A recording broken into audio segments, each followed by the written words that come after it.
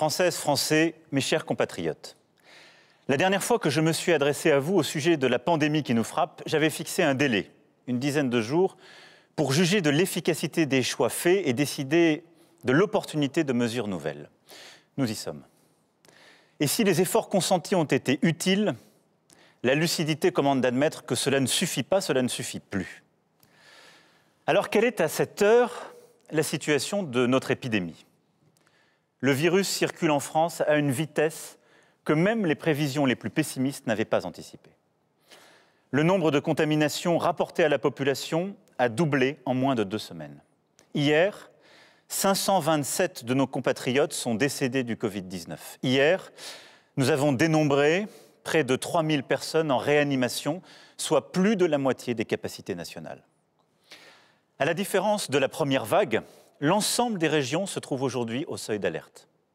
Dans de nombreux endroits, pour prendre en charge les patients Covid-19, nous avons commencé à déprogrammer des opérations du cœur ou du cancer, parfois les mêmes qui avaient dû être décalées au printemps. Nous avons pris des mesures. Elles étaient déjà difficiles, et je sais qu'elles ont été perçues comme telles par beaucoup d'entre vous. Elles étaient indispensables, et elles ont souvent été contestées parce qu'elles ne faisaient pas plaisir. Elles se révèlent toutefois insuffisantes pour endiguer une vague qui aujourd'hui touche toute l'Europe. Notre stratégie a été définie dès l'été, c'était de vivre avec le virus.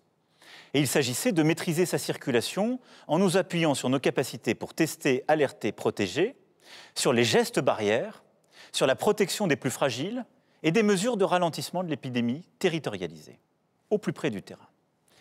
C'est ce que nous avons fait depuis le mois d'août. Avons-nous tout bien fait ? Non. Et je l'ai dit, il y a 15 jours, on peut toujours s'améliorer. Mais nous avons fait tout notre possible. Et je crois profondément que notre stratégie était, compte tenu des informations qui étaient les nôtres, la bonne. Elle fut d'ailleurs celle de tous les pays européens. Nous aurions pu aller plus vite au début sur les tests. Mais depuis plusieurs semaines, nous sommes un des pays d'Europe qui testent le plus. Nous aurions collectivement sans doute dû davantage respecter les gestes barrières, en particulier au sein de la famille ou avec les amis, qui sont les lieux où nous sommes le plus contaminés. Faut-il nous le reprocher maintenant ? Mais surtout, il faut reconnaître que, comme tous nos voisins, nous sommes submergés par l'accélération soudaine de l'épidémie.